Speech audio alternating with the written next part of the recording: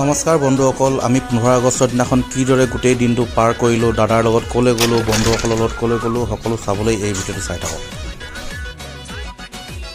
बल्लू तुम्हारी जेल से फरार। মাঝে মাঝে মুখ